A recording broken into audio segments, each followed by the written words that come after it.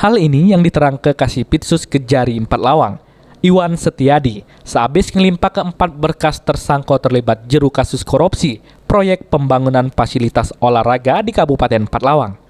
Menurutnya, 4 tersangka itu berkasnya dewek-dewek. Sudem itu, dijeru dakwaan keempat tersangka yaitu Paradis, Tanaka, Bastari, Saidi, sama Arif Budiman. Dijerat jeru pasal 2 sama pasal 3 Undang-Undang RI nomor 20 tahun 2001 tentang Tipikor. Ditambah habis proses pelimpahan berkas perkara korupsi proyek fasilitas olahraga dengan kerugian negara sebesar 200 juta rupiah lebih. Pihak nunggu penetapan hakim sama hari sidang bakal digelar. Diperkirakan 2 minggu lagi sidang perdana bakal digelar.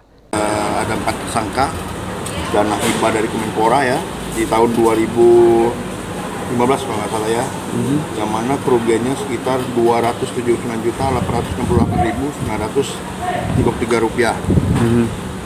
Yang mana di sini ada 4 tersangka, salah satunya Paradis Tanaka bin Ali Akbar, 2 Bastari, 3 Saidi, yang keempat Arif ya. Hari ini sudah kita limpah ke Pengadilan Negeri Tipikor. Berapa berkas, Kak? 4 berkas. 4 berkas? Ya, terpisah. Modus pelakunya, Pak? Jadi modusnya ini ada satu tersangka Paradis ini yang melobi ke Kemenpora.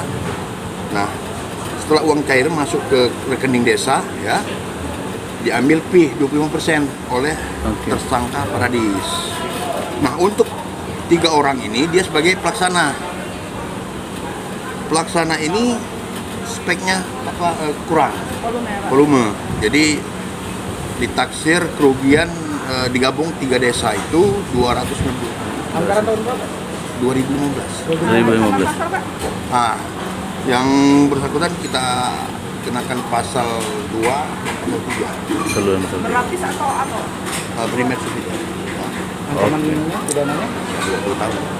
Ya. Sri Febri Andi, PAL TV.